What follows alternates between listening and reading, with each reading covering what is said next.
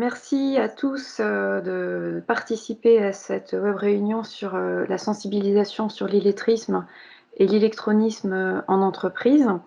Donc comme vous l'avez vu, la web réunion va durer 1 heure environ, on va essayer de terminer à midi. Comme certains d'entre vous l'ont su tout à l'heure, on est enregistré, donc vous pourrez aussi recevoir la vidéo après et on vous enverra aussi le PowerPoint qu'on transmet ultérieurement. On prévoit un temps d'échange à la fin de la présentation, donc on prévoit 5-10 minutes de plus.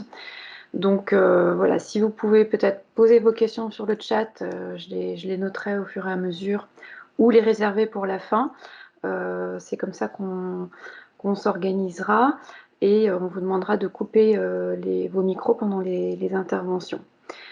Juste avant de commencer, on va faire un petit tour de table de l'ensemble des intervenants, si vous voulez bien. Donc je vais commencer, puis laisser la parole ensuite peut-être à Madame Dos Santos. Donc je suis Cécile Houé, chargée de projets territoriaux à l'OPCO Santé sur le territoire Bretagne et Normandie. Oui, donc bonjour à tous, Sandra Dos Santos, je suis référente du centre ressources illettrisme qui est au Carrefour F de Normandie, donc sur le site de Caen. Et je vais passer la parole, je vais donner le tour de table du coup à Madame Ouagadidjo, peut-être qu'elle se présente. Oui, bonjour, je suis DRH à la clinique Saint-Hilaire qui se trouve en centre-ville à Armand.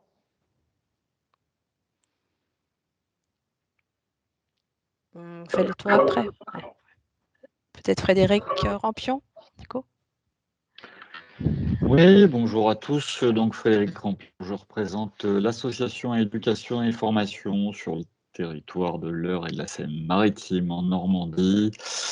Et je suis en charge de la formation multimodale et des outils digitaux. Voilà, j'aurai l'occasion de revenir sur le témoignage un peu plus en détail sur les outils en ligne, justement. Et puis on va laisser les collègues du commandant du CLPS. Oui, du CLPS, oui. Bonjour, Alice Ingold du CLPS de Rennes. Donc je suis en charge des dispositifs de remise à niveau et de lutte contre l'illettrisme pour un dispositif régional, un prépa-clé qu'on présentera un petit peu plus tard aujourd'hui. Je prends le relais en tant que collègue d'Alice. Je suis Catherine Leclerc du CLPS et moi je suis la responsable formation sur le secteur du handicap au sein du pôle entreprise et je compléterai l'intervention d'Alice tout à l'heure.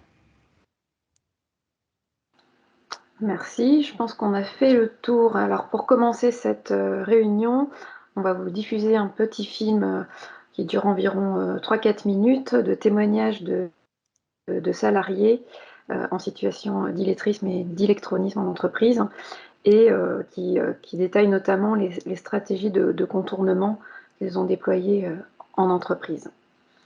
Alors je lance la vidéo, j'espère que ça va fonctionner. Au travail, je n'avais pas de problème à l'époque parce que c'était surtout un travail manuel où il n'y avait pas besoin de savoir écrire. On a toujours des petites choses pour empêcher que ça se voit. On n'a pas de stylo, on n'a pas de lunettes parce qu'on ne voit pas clair, on demande aux autres de le faire parce qu'on n'est pas équipé. Le cursus scolaire, quand même, il est loin, il date de 28 ans en arrière. Donc c'est légitime, voilà, pour pouvoir entrer en confiance, quoi. Voilà, donc cette remise à niveau, elle m'a permis d'avoir un petit peu confiance en moi et puis de pouvoir me projeter pour réussir mon projet professionnel, qui serait d'être soignante un jour. Quand je suis commencé au mois de mai, j'avais un peu de mal dans tout ce qui est dans les matières, les mathématiques, tout ça. Et grâce à ces cours-là, en fait, et j'ai réappris, on va dire, de refaire bien comme il faut les soustractions, tout ce qui est division. Le problème pour moi, c'est que je ne savais ni lire ni écrire. Les difficultés que j'ai rencontrées, que j'ai développées, c'est avec les collègues tout au départ qui ne savaient pas ma difficulté personnelle, qui ne connaissaient pas parce qu'on ne se laisse pas voir en principe. La formation m'a rapporté beaucoup parce que ça m'a retiré de là où j'étais, c'est ce que je faisais et de m'apporter plus en reconnaissance de ce que je fais aujourd'hui. D'un point de vue humain, ce que j'ai gagné, c'est surtout le fait de travailler en groupe. Déjà de une, j'avais pas forcément l'habitude de travailler en groupe. Ça a changé les regards des autres, ça a changé aussi au sein de mon travail et ça m'a permis aussi d'évoluer dans mon métier. Le fait de pouvoir mieux m'exprimer rend service autant dans le domaine du travail comme dans ma vie personnelle. Je progresse dans la mesure où je fais beaucoup moins de fautes d'orthographe, ce qui me permet de faire des rapports à mes responsables hiérarchiques. Pour moi, ça m'aide beaucoup pour voir plus loin. Moi, je suis content, ça m'a permis de retrouver un rythme de travail qui a été très important. Dans la formation, ça m'a appris à revoir des bases que j'avais un peu oubliées. De préparer à des tests psychotechniques que je sais que je vais être confronté, donc ça, c'est vraiment un plus. Je suis à l'aise parce que c'est dû justement à la compétence clé, quoi. Voilà. Donc, j'aurais pas eu ça, je pense que j'aurais été renfermé, mais ça m'a développé, quoi. Ça m'a permis de parler en groupe, que je ne faisais pas auparavant. Donc, ça m'a permis de me remettre à l'aise et confiance en moi. La formation m'a donné beaucoup de choses. Ça m'a aidé à mon boulot, j'ai pu remonter de salaire aussi, parce que bon, tu es obligé de faire des formations pour prouver qu'est-ce que tu veux sur le terrain, mais même sur les formations. J'ai prouvé qu'est-ce que je voulais. J'ai prouvé aux gens que je travaille et à ma famille aussi. Ça a développé aussi chez moi le plaisir d'apprendre, voilà, notamment la lecture. Moi qui n'avais jamais ouvert un livre depuis plus de 30 ans, si je peux me permettre. Donc aujourd'hui, si je n'ai plus de bouquins, eh ben, c'est comme s'il me manquait quelque chose. Donc j'ai découvert la lecture du fait de mon âge mature et c'est avec plaisir que je dévore maintenant.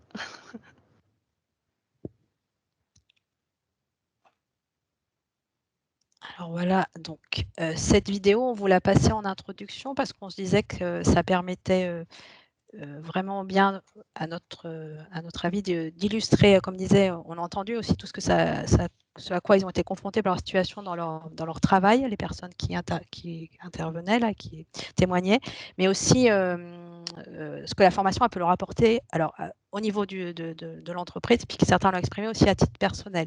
Donc c'est une vidéo qui a déjà été réalisée il y a quelques années. À un moment, vous avez peut-être fait attention, quelqu'un parle de compétences clés, ça n'existe plus actuellement, mais du coup, c'est toujours d'actualité tout ce qui est dit, je pense, à travers ce témoignage. Donc voilà, on voulait introduire notre webinaire avec cette petite vidéo. Et puis maintenant, moi, je vais vous présenter là, du coup, le déroulé que vous allez avoir. Vous avez vu les différents intervenants.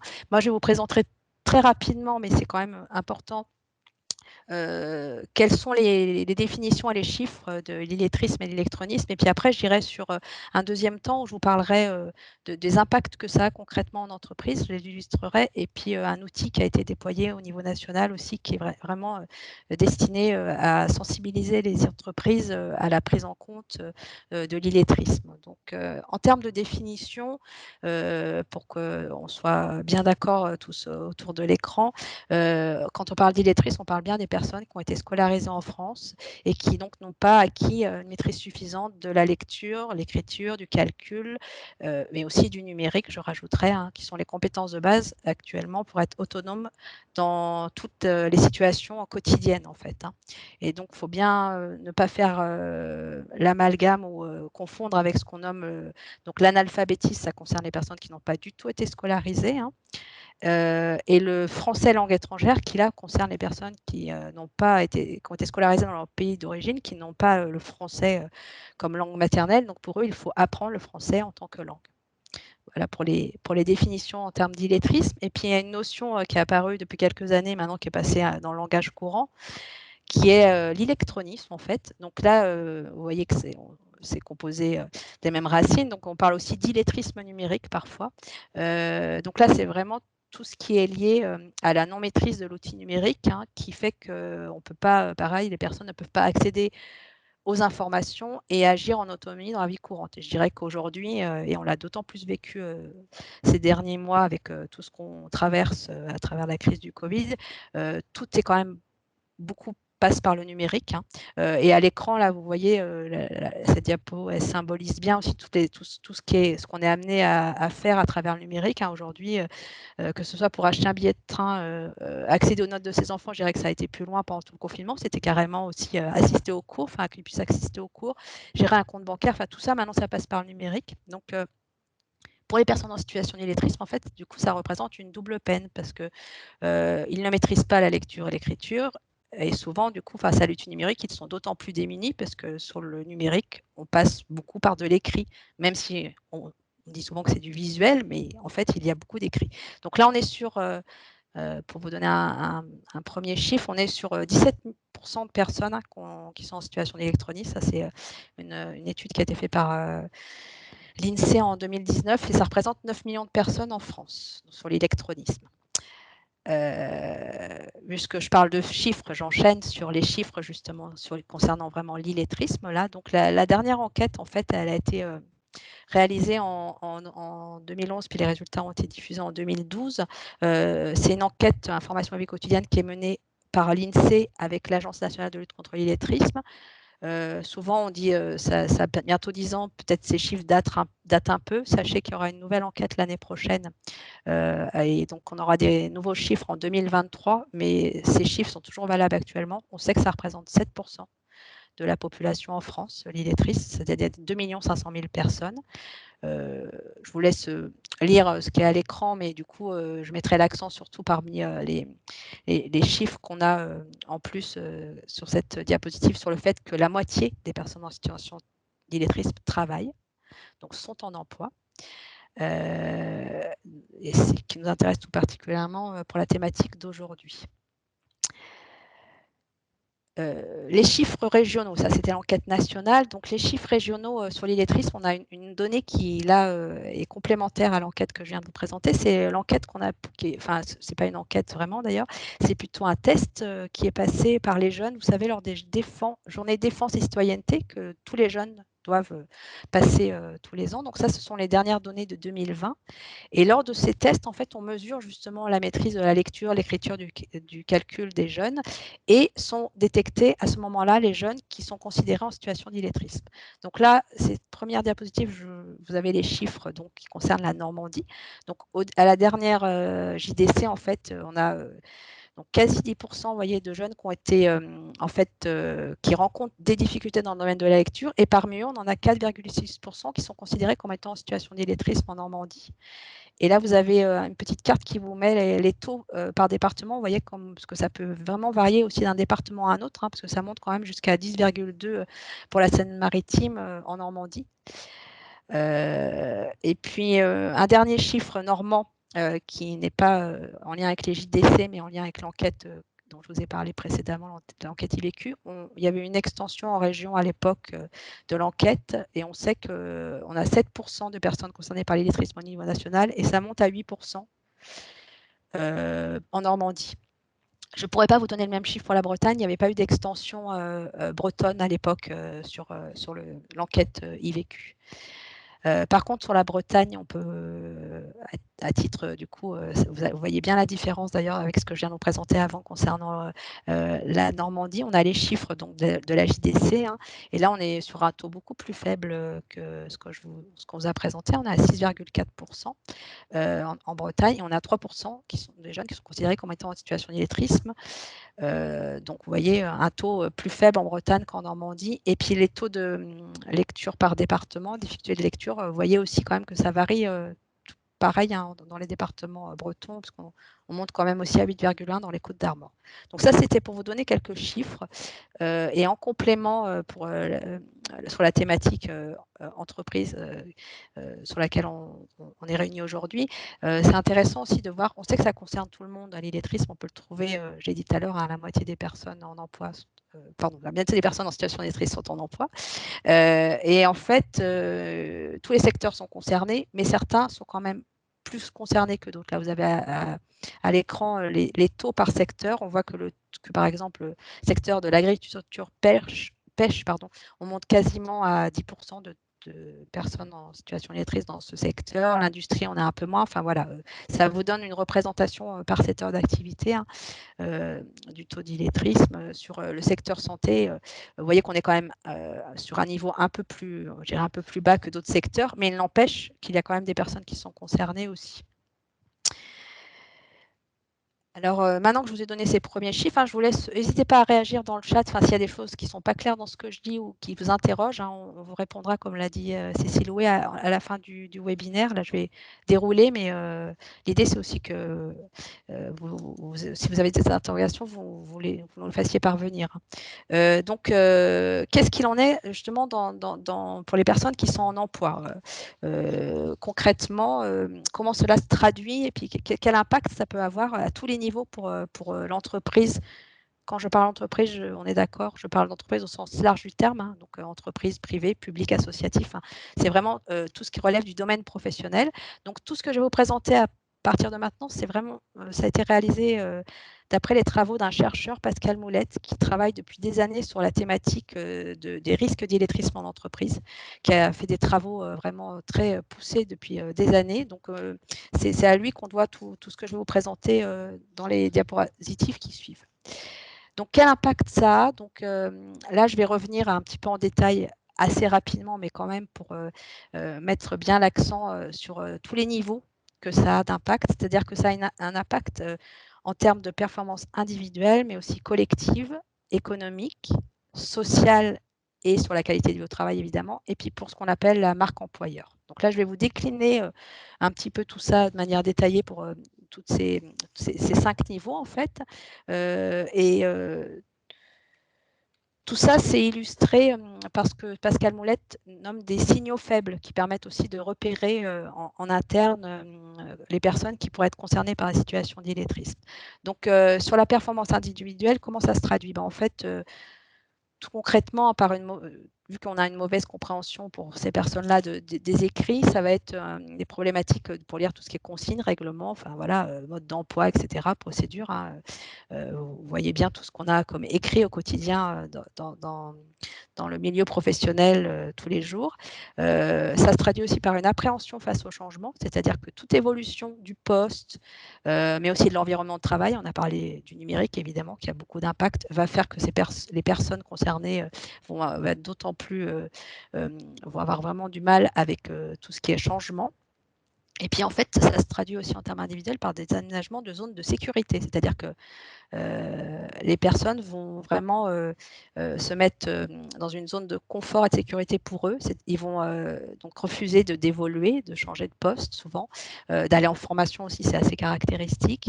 Et comme ils ont des difficultés aussi, j'ai parlé de lecture-écriture, mais aussi des difficultés à se situer dans l'espace dans le temps, du coup, ça va avoir des répercussions aussi par rapport à ce qu'ils vont pouvoir s'aménager comme zone de confort.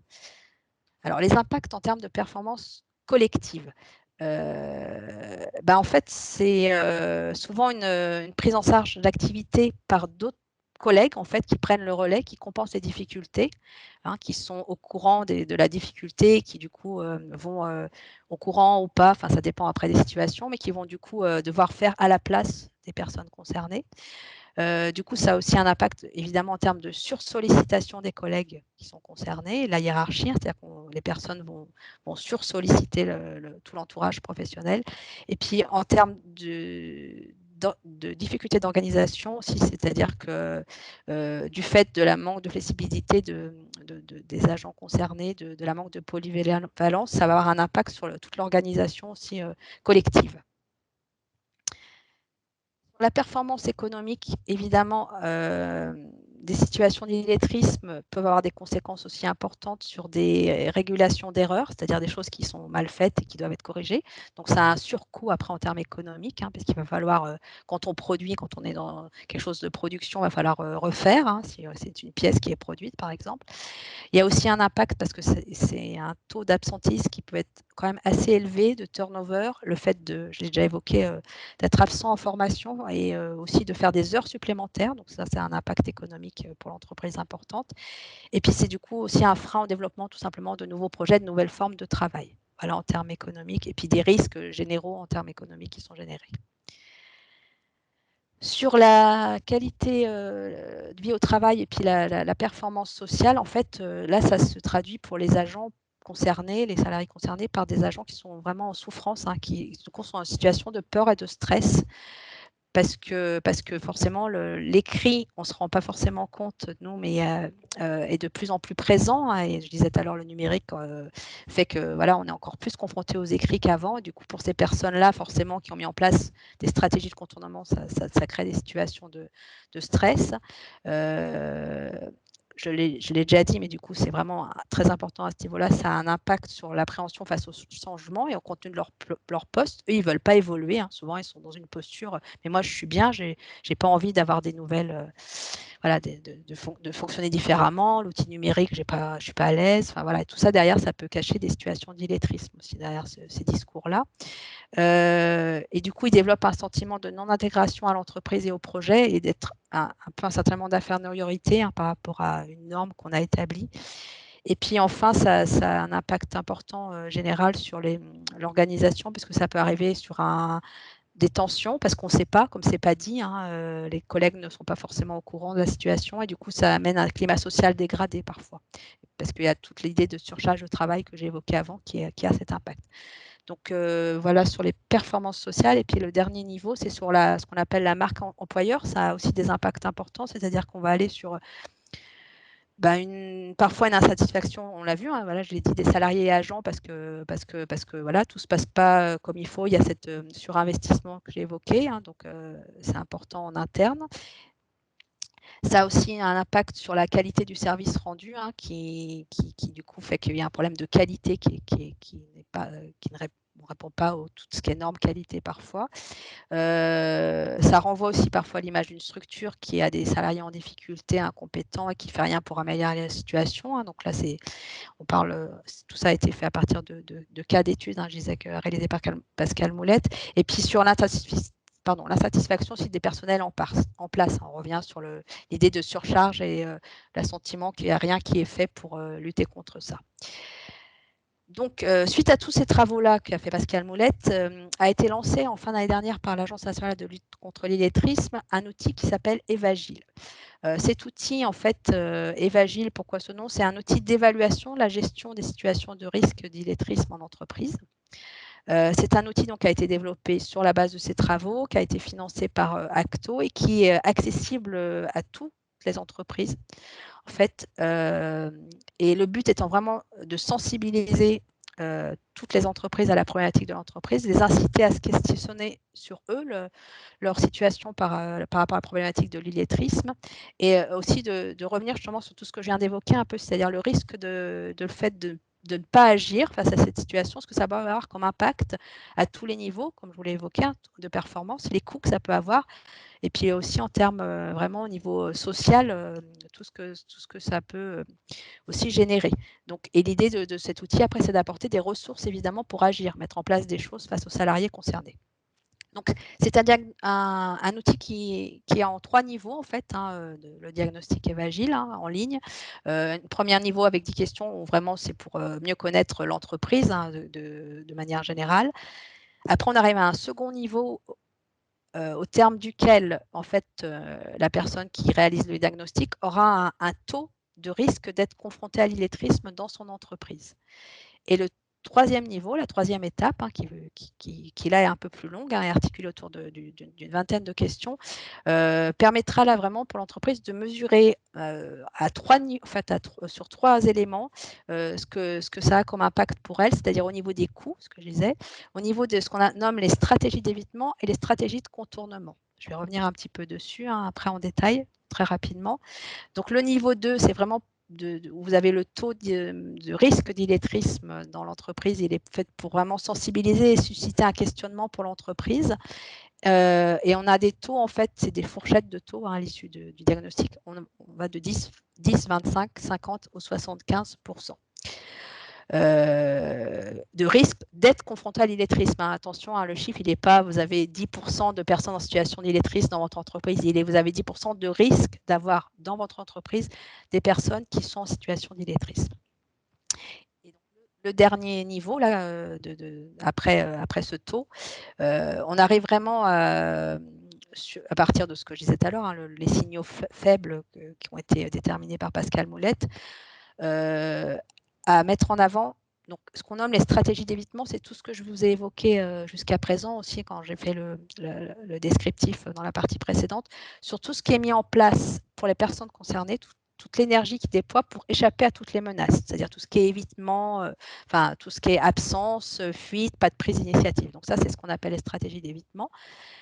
Tout ce qu'on appelle les stratégies de contournement, là, c'est tout ce que la personne met en place pour donner vraiment l'illusion qu'elle maîtrise son poste, c'est-à-dire qu'elle développe des compétences spécifiques. Tout à l'heure, je ne l'ai pas dit, mais elle peut aménager sur son poste des repères pour s'adapter, des repères visuels par exemple. Et puis tout ce qui est solidarité, c'est-à-dire l'entraide entre les salariés. Donc ça, c'est les stratégies de contournement.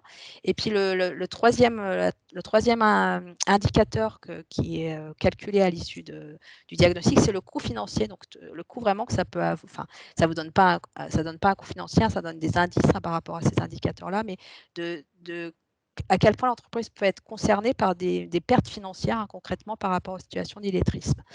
Donc ça, c'est voilà sur l'outil. À l'issue, évidemment, après, à l'issue de l'outil, l'idée, c'est aussi d'être orienté vers les bonnes personnes. Qu'est-ce que, voilà, en effet, je suis concernée, mais maintenant, comment je fais? Mais on verra après, on aura des témoignages là-dessus. Je vous ai remis aussi sur le diaporama le lien sur l'outil Evagile et puis une petite présentation vidéo de l'outil. Ça vous permettra de voir un petit peu mieux aussi ce qu'il en est, si vous le souhaitez aller plus loin, évidemment. Et puis, il y a aussi un ensemble de ressources, évidemment, qui sont données. La première structure vers laquelle on est orienté à l'issue du diagnostic pour l'entreprise, évidemment, c'est l'OPCO qui fait le lien avec tout ça. Donc moi, j'en ai terminé avec cette présentation. J'espère que je suis à peu près dans les temps. Il me semble que oui, j'ai tenu le challenge du temps imparti et je vais maintenant laisser la parole pour la partie justement, voilà, une fois qu'on a pris conscience de ces situations d'illettrisme, qu'est-ce qu'on peut mettre en place? Merci beaucoup. On va laisser peut-être d'abord la Bretagne s'exprimer et le CLPS pour présenter voilà, les formations. Bien, je prends la parole. Donc le CLPS présent en Bretagne est prestataire d'une formation financée par la région Bretagne qui s'appelle Prépaclé. Donc Prépaclé, c'est une offre de service et donc vous avez à l'écran les différents volets de ce dispositif. Tout d'abord, on a pour mission d'animer sur les territoires la lutte contre l'illettrisme. Et donc, on propose régulièrement à nos partenaires des journées de sensibilisation, des groupes de travail thématiques pour coordonner tous les acteurs de la lutte contre l'illettrisme. Et donc, on se donne des axes de travail annuels. Par exemple, cette année, pour le territoire de Rennes, on a choisi l'électronisme et l'accès au droit. Mais voilà, en fonction des territoires et des besoins, vous recevrez diverses invitations à des temps de travail. Voilà un premier volet de nos actions. Le second, j'y reviendrai juste après, c'est une prestation de diagnostic. Indépendamment des parcours de formation, nous proposons différents diagnostics pour mesurer le degré de maîtrise des savoirs fondamentaux et donc pour diagnostiquer particulièrement les situations d'illettrisme. Donc, un rôle de coordination d'acteurs, une prestation diagnostique et puis bien sûr des parcours de formation individualisés selon la situation de la personne avec un parcours dédié bien sûr à l'illettrisme que je vous présenterai juste après. Voilà pour un tour d'horizon très bref de nos différents champs de compétences. Pour le volet diagnostic, alors c'est une prestation qui est nouvelle, qui existe depuis l'an dernier. En plus, et indépendamment des parcours de formation, on propose ce volet diagnostic pour l'ensemble de nos partenaires, les prescripteurs habituels, Pôle emploi, Cap emploi, les missions locales et aussi, bien sûr, nos partenaires entreprises à la base d'un outil national qui s'appelle EvaCob, qui a été développé par la NLCI et donc qui permet de placer, selon le référentiel officiel de l'illettrisme, la personne selon son degré de maîtrise des savoirs fondamentaux. C'est un diagnostic qui se fait sur ordinateur, en individuel avec le bénéficiaire et donc qui va évaluer sa maîtrise des savoirs fondamentaux dans différents champs, que ce soit la lecture, l'écriture, le calcul et aussi bien sûr le numérique. L'intérêt de ces diagnostics, indépendamment des parcours, c'est le compte-rendu qui est fait bien sûr aux demandeurs.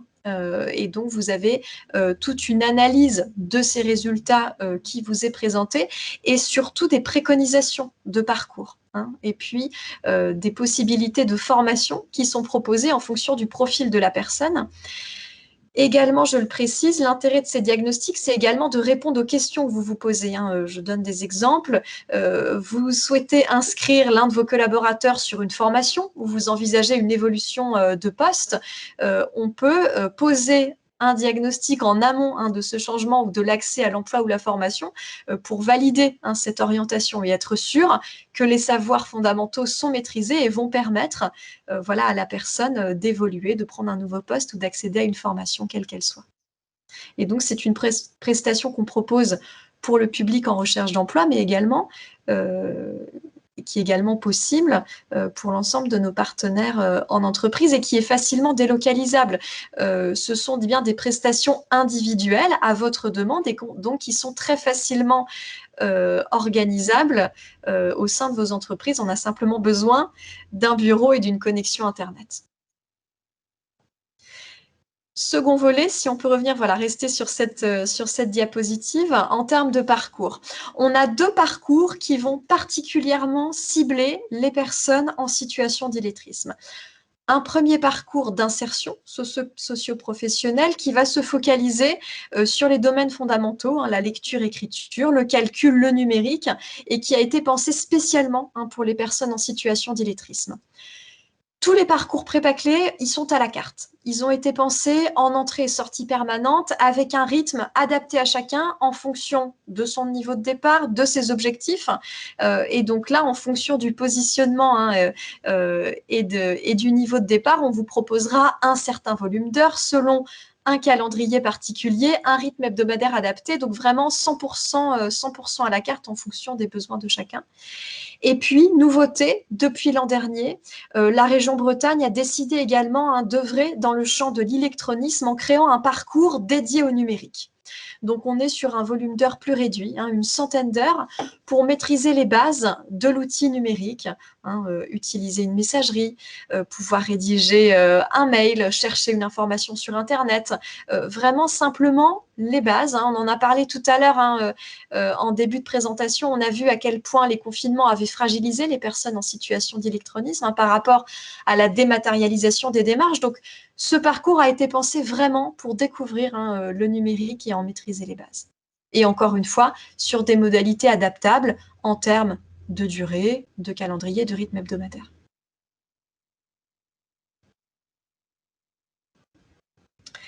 Alors, un point très important, on a 2 modalités possibles de réponse pour vos demandes de formation.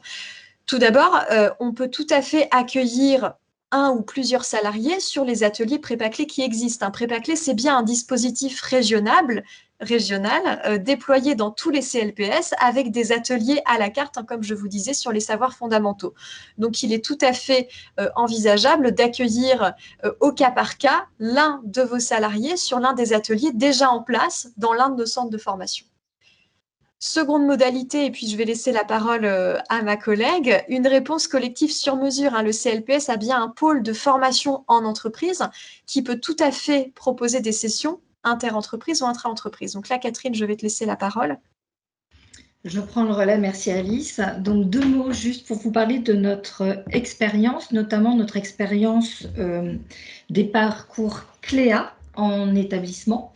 Soit le CLEA de branche, où nous réalisons les prestations d'évaluation et de formation, soit sur des parcours groupes, soit sur des parcours individuels qui vont prendre appui sur les dispositifs en centre dont vous parlez Alice. Le CLEA interprofessionnel aussi que nous proposons aux travailleurs en ESAT qui, eux, exercent des métiers divers et variés, la menuiserie, la blanchisserie.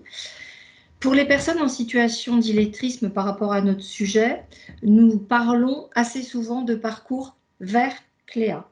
La personne va participer à un parcours de formation qui va lui permettre de développer les compétences clés et d'avancer vers le taquet où elle va sortir de la situation d'illettrisme en un ou plusieurs parcours de formation.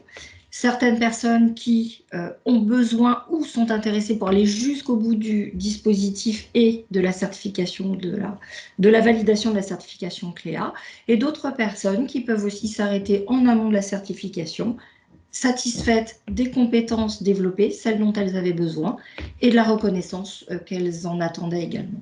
Voilà, j'en ai terminé pour cette expérience. Alors, je me permets juste en complément, on l'a vu dans la vidéo de départ à quel point ces personnes avaient besoin de reprendre confiance, vraiment de confiance et de se valoriser. Et c'est vrai que parler de CLEA, hein, ce socle de connaissances et de compétences professionnelles, c'est aussi valoriser voilà, les compétences de chacun et les amener pour beaucoup vers une première certification. Donc, même pour des tout petits niveaux et même pour des personnes très fragilisées et en situation d'illettrisme, on peut se donner un objectif à moyen ou long terme d'aller vers cette certification hein, pour booster un petit peu l'estime de soi et puis encourager les évolutions de carrière. C'était juste un complément. Merci pour ce complément qui est important, je trouve aussi. Donc, juste pour dire, on ne va pas aller en détail sur les formations qui existent en Normandie parce qu'elles sont en fait, l'idée c'était aussi de vous présenter, de vous mettre tout ça en avant. Elles sont équivalentes à ce qui a été présenté par les collègues du CLPS. On a des formations qui portent d'autres noms hein, dans les régions. Ça s'appelle chez nous savoir essentiel pour ce qui concerne la situation d'illettrisme et savoir numérique qui va un peu au-delà des situations d'électronisme mais quand même du coup qui répond à ce besoin-là.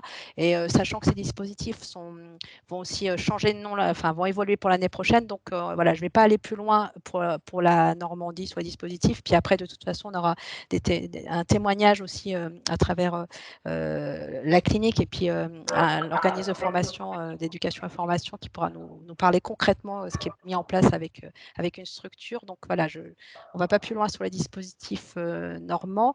Par contre, je vais laisser Cécile Houé aller présenter maintenant rapidement aussi en termes de formation et de financement, ce qui est possible pour l'OPCO. Merci Sandra. Oui, pour ce qui est du financement, c'était compliqué de faire une présentation succincte des modalités de financement possibles. Ce qui est sûr, c'est que l'OPCO Santé trouvera les moyens de financer les formations en Bretagne ou en Normandie, et puisque les modalités de financement en fait dépendent des branches auxquelles les adhérents de l'OPCO Santé dépendent, et également des tailles d'établissement. Donc, il n'était pas possible de rentrer dans ces détails-là. Le plus simple, du coup, c'était de vous transmettre les coordonnées des conseillers en gestion financement de Bretagne et de Normandie, de les contacter pour voir de quelle manière ça sera pris en charge. Donc, voilà, c'est un petit peu, on va tout ça, c'est compliqué à la lecture. De toute façon, on vous envoie le PowerPoint pour que vous gardiez bien ces coordonnées avec vous à l'issue de la présentation. Et on va passer à la partie témoignage. Donc, merci à Monsieur Rampion pour l'intervention, ainsi que Madame Ouagadjo pour la clinique Saint-Hilaire. On va vous laisser la parole tous les deux. Alors voilà, nous expliquer un petit peu, peut-être du côté de la clinique, ce qui a nécessité voilà, le fait d'intervenir sur cette thématique-là, ce qui a été à la base du questionnement sur le thème de l'illettrisme et l'électronisme, et puis et la réponse que vous avez pu avoir, en tout cas le diagnostic d'éducation et formation. Bonjour à ceux que j'ai pas vus tout à l'heure. Alors nous, c'est arrivé avec la réorganisation de la clinique et le besoin d'informatiser certains postes de travail, surtout au niveau de l'entretien des locaux. De façon à pouvoir suivre un petit peu quand les choses étaient faites, ne l'étaient pas, et puis s'assurer effectivement que l'hygiène était respectée un peu partout, et d'autant plus avec le Covid ces derniers mois. Donc c'est arrivé comme ça, puisqu'il fallait faire un suivi un petit peu de son travail et des endroits un peu particuliers qui avaient été pris en charge, et on s'est aperçu que c'était compliqué.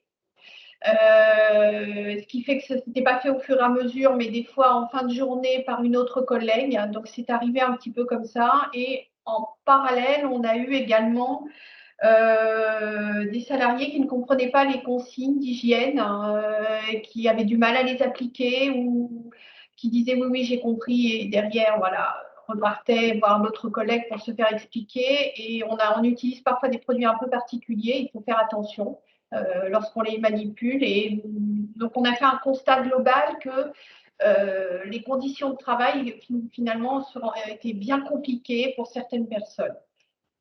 Donc, en accord avec le CSE, qui, au niveau de notre formation, de la commission formation, on est assez dynamique de ce côté-là. Et la direction a proposé qu'on tente de faire quelque chose parce que malheureusement, là, c'était les services généraux qui se retrouvaient avec une tablette au quotidien.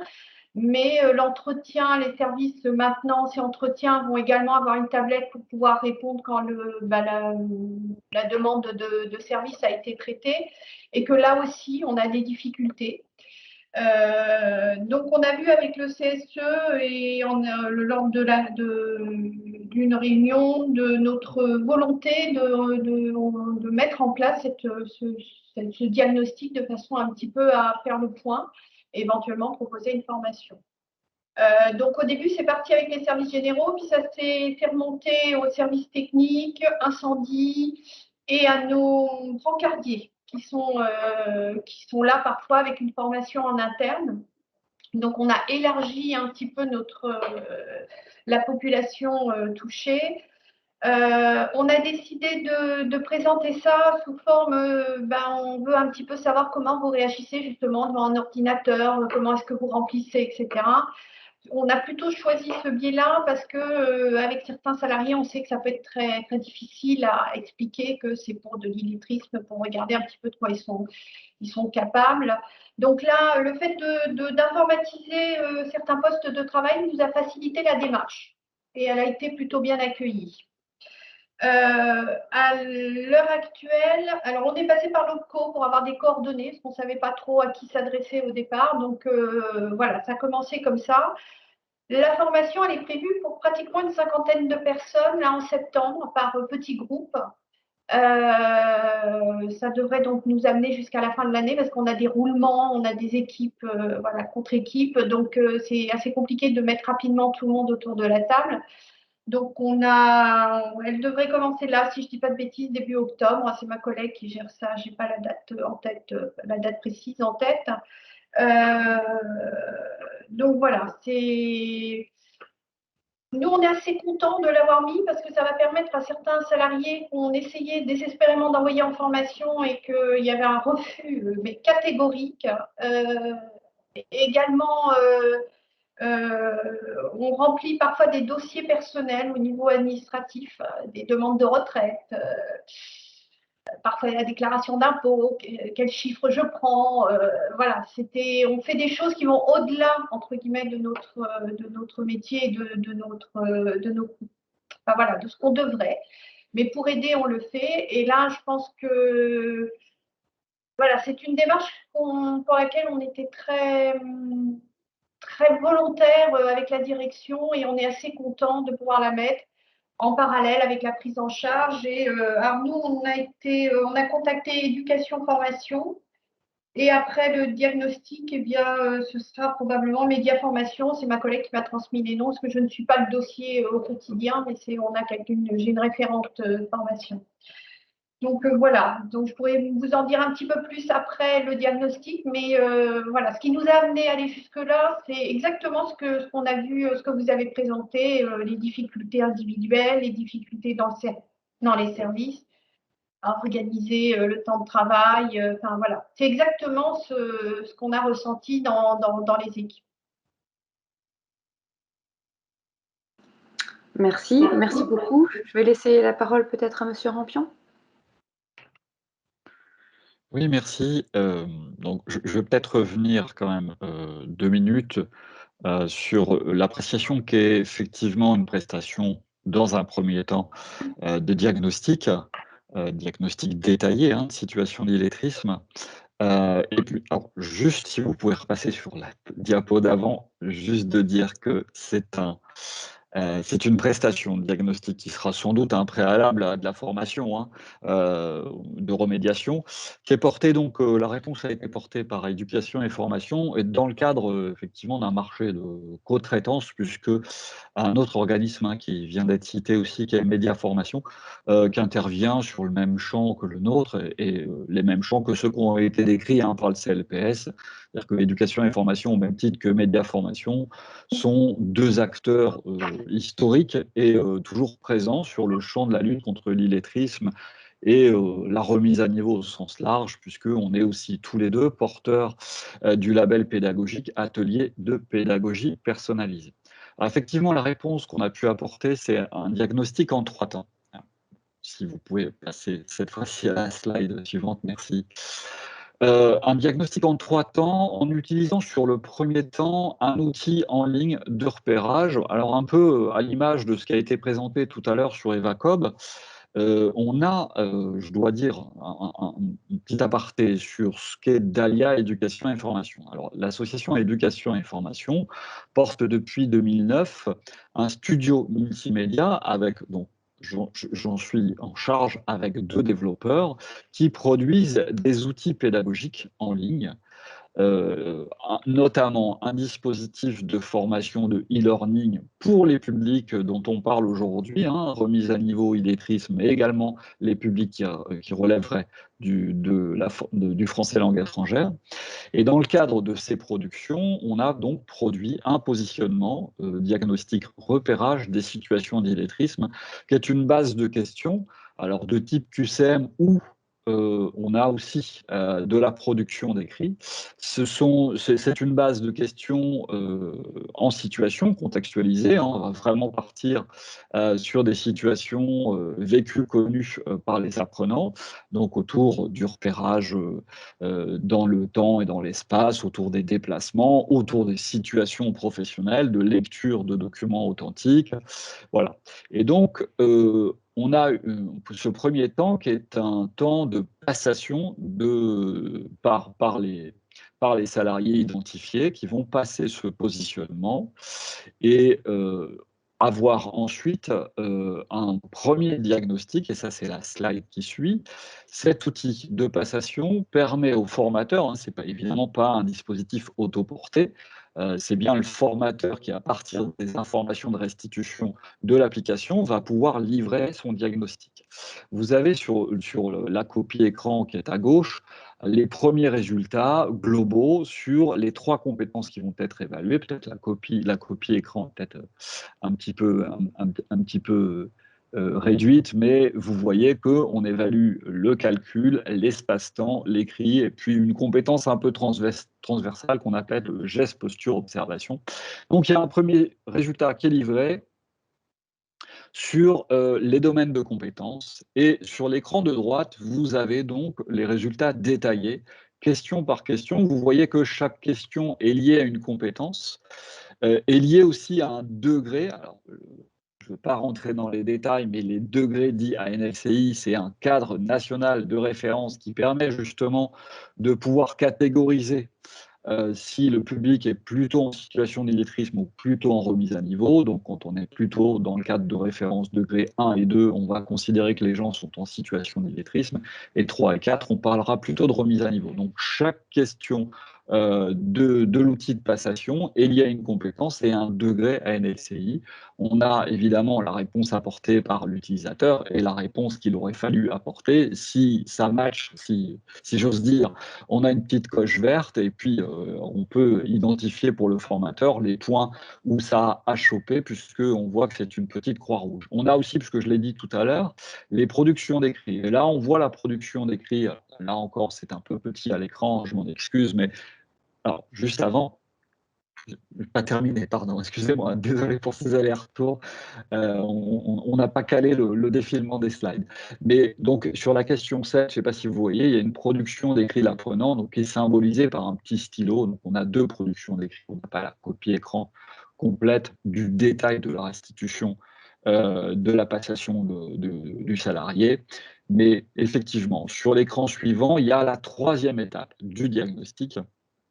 Donc, sur cette deuxième étape, on a déjà le formateur qui a réalisé le diagnostic, a déjà toutes les informations pour livrer une première interprétation, savoir s'il y a situation d'illettrisme ou pas. Pour confirmer, infirmer ce diagnostic, voilà, plus souvent il est confirmé, hein, je ne vous le cache pas, on passe par le diagnostic complémentaire qui est l'analyse des productions d'écrits. Les 2 productions d'écrits qui vont être livrées dans le positionnement et donc consultables par le formateur dans la restitution que vous venez de voir sur la diapositive précédente. On va utiliser une grille qu'on a construite nous en interne qui s'appelle la grille d'analyse des productions d'écrits. Et on a je dirais, catégoriser le type de difficultés à l'écrit qui peuvent être typiques d'un degré 1, d'un degré 2, d'un degré 3. Voilà. Donc, vous avez l'exemple de cette grille que vous avez à l'écran. Donc, effectivement, quand on est sur le degré 1, on est plutôt sur ce qu'on appelle les repères structurants vis-à-vis de l'écrit. Donc, on va être beaucoup sur des compétences linguistiques qui sont liées au graphisme. Ou à la segmentation, ça reste quand même les bases de l'écriture, et puis ainsi de suite. En fait, on peut identifier des erreurs de production d'écrit qui sont liées typiquement, même si ce n'est pas automatique, hein, mais en tout cas, on a essayé de catégoriser ça par rapport au degré du cadre national de référence autour des situations d'illettrisme. Et donc, on va ensuite produire, c'est ce qui est à droite, c'est un exemple de commentaire que je vous ai placé ici. On va produire un commentaire détaillé. Donc ça, c'est le commentaire détaillé, le type de commentaire détaillé qu'on pourra livrer à la clinique Saint-Hilaire, où on va revenir sur le diagnostic à partir du positionnement et puis le diagnostic détaillé à partir de l'analyse de production d'écrit. Donc vous voyez, par exemple, je peux vous lire très rapidement une phrase, dans le cadre des productions contextualisées, il est bon de prévoir la revue des compétences socio-linguistiques correspondantes à la situation, c'est-à-dire les formules d'adresse, les salutations et tout ce qui relève de registre de la langue. Voilà, je ne vais pas vous lire tout le diagnostic, j'ai pris soin de l'anonymiser. Voilà, mais je peux peut-être, il est déjà 11h53, je peux peut-être m'arrêter là pour puisse avoir du temps de réponse aux questions. Merci beaucoup, Monsieur Rampion. Effectivement, il est 11h54 maintenant. On se laissait 5 minutes pour pouvoir réagir à la présentation qui a été faite ou répondre à vos questions. Donc, je ne sais pas si vous en avez, mais n'hésitez pas. Il y a eu Cécile, si je peux me permettre, il y a une question qui a été posée par Madame Gloagen dans le chat, qui était est-ce que si les parcours numériques qui ont été présentés par les collègues du CLPS sont intégrés dans les actions collectives de l'OPCO Santé? Alors, les actions co en tant que telles, de toute façon, on trouvera des solutions pour financer ces formations, que ce soit en intra au sein d'une entreprise ou si plusieurs entreprises veulent développer ou veulent proposer ça à leurs salariés.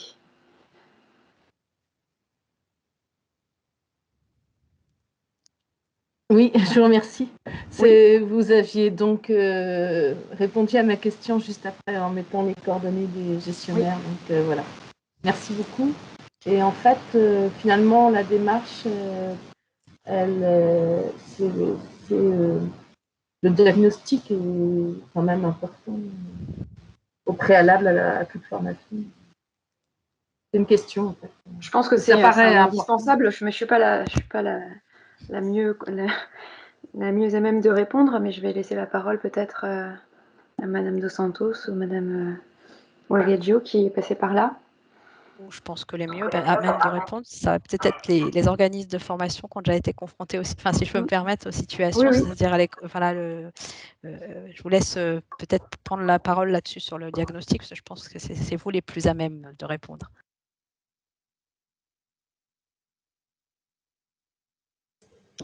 Par courtoisie, je laisse la parole à la Bretagne. Mais c'est gentil, mais je pense qu'on pourrait dire la même chose, c'est-à-dire que bien évidemment qu'il y ait ou pas une prestation de diagnostic séparée, tout parcours de formation fait l'objet d'un positionnement et puis bien sûr d'une évaluation du niveau de départ, évidemment, et c'est en fonction de ce point de départ et des objectifs qu'on se donne qu'on pourra formuler une proposition de formation.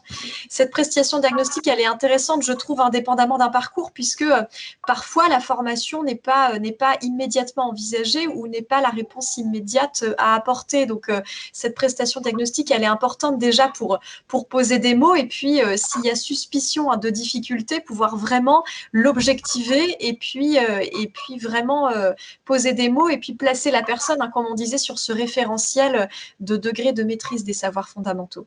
Et ce qui est intéressant, c'est que sans se mettre la pression vraiment d'un parcours ou d'une formation, on peut avoir cette prestation indépendante qui va déjà permettre de faire le point à l'instant T sur la situation des salariés et de voir ensuite quelles sont les préconisations, puisqu'on n'en a pas parlé aujourd'hui, mais on peut aussi parfois avoir des confusions sur le type de difficultés et de problèmes. Il faudrait avoir une autre présentation pour parler des troubles cognitifs, des troubles 10, qui pourront faire l'objet peut-être d'autres réponses. Voilà. Et je compléterai juste ton propos, Alice, en rappelant que dans une prestation de diagnostic et évaluation, ce qui est important, c'est de faire apparaître les manques pour construire un parcours de formation, mais c'est aussi de faire apparaître et de mettre des mots sur les acquis, sur ce qui est maîtrisé, et que la personne en ressorte aussi renforcée. Voilà. La parole à la Normandie. Non, mais moi, je m'inscris complètement dans ce que vous avez dit. Évidemment, c'est notre travail au quotidien d'avoir cette phase de positionnement sur nos actions de formation. Mais moi, c'est vrai que je milite aussi pour le fait qu'on puisse avoir ce type de prestations aussi déconnectées de l'action de formation et qui permettent de faire un diagnostic. C'est aussi un outil de dialogue entre l'apprenant et éventuellement, quand on est dans ce cas de figure où il y a la demande d'un employeur, c'est un outil de dialogue tripartite, effectivement, où on peut comment dire, anticiper le parcours de formation, parce que là aussi, je rejoins ce qui a été dit, le fait de pouvoir formaliser les acquis dans le cadre du diagnostic, c'est aussi un moyen de pouvoir ressortir ces éléments au moment où on va mobiliser un parcours de formation, puisque l'enchaînement, il n'est pas toujours du diagnostic avec la formation. La formation, elle peut se faire vraiment quelques temps après le diagnostic. Donc pour ça, c'est l'utilité aussi de garder, de formaliser la trace du diagnostic.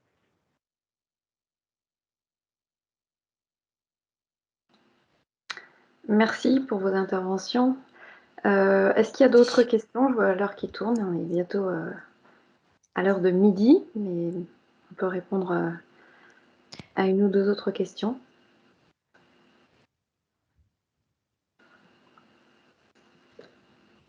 Non. S'il n'y a pas de questions, enfin moi j'en ai une du coup. Enfin, je vais quand même revenir sur quelque chose. Revenir sur les conditions de réussite en fait aussi qui je pense sont importantes en entreprise. Peut-être que je vais relaisser la parole là-dessus. Peut-être la réponse ça va être amenée par encore les organismes de formation, mais peut-être bien revenir aussi sur parce que là on a parlé du diagnostic et après la formation, mais quelles sont les conditions de réussite aussi pour arriver à des formations pour les salariés concernés.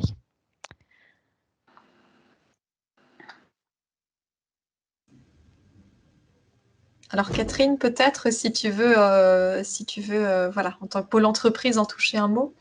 Je me donnais le temps de la réflexion parce qu'il y a plusieurs éléments qui rentrent dans la réponse. Je pense que l'étape d'information initiale, mais c'est ce qui était évoqué par la personne de la clinique Saint-Hilaire, c'est comment on amène les choses auprès du salarié, que l'information ne soit pas stigmatisante, mais qu'elle soit plutôt valorisante et sécurisante aussi. Moi, je suis assez convaincue aussi de la manière, de la meilleure façon de marcher qui est de nourrir l'appétence à se former, notamment pour ces publics qui ne viennent pas spontanément, pour tous les freins qu'on a évoqués vers la formation. Et un des leviers qu'on peut actionner, c'est de contextualiser les apprentissages, les besoins de formation, le plan de formation, mais aussi les apprentissages aux situations de travail pour que la personne puisse ressentir en fait l'usage, l'intérêt qu'elle pourra faire des nouveaux acquis. Donc, ça veut dire que c'est un plan ça correspond à des dispositifs qui impliquent un grand nombre d'acteurs dans les entreprises, bien évidemment les services RH, mais aussi le CSE, il a été évoqué, tous les relais d'information. Ne pas limiter ou sous-évaluer les temps d'information collective directement aux futurs salariés potentiellement concernés. l'implication ou en tout cas la sollicitation des responsables d'équipe, chefs de service, qui sont aussi les managers de proximité, qui peuvent avoir des éléments et un rôle à jouer dans le parcours de formation. Je ne vais pas m'étendre plus longuement, mais il y a un grand nombre de conditions qui sont à réunir, qui sont à mobiliser pour que les parcours d'évaluation et de formation se déroulent bien. Est-ce que je réponds à votre question, Mme Dos Santos? Tout à fait. Merci pour tous ces compléments. Merci.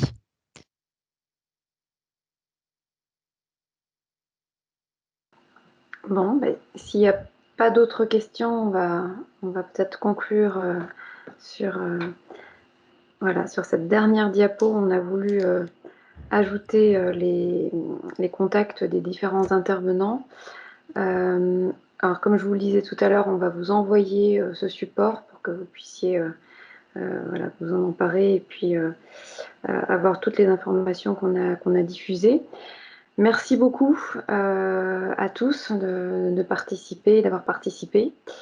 C'était une première pour l'OPCO Santé et voilà, donc peut-être que ça perdurera. En tout cas, on garde une trace grâce à l'enregistrement. Merci à vous. Merci à vous. Merci. Merci. Merci. Merci Au à revoir. tous. N'hésitez pas à revenir vers nous si besoin aussi, hein, surtout. Voilà.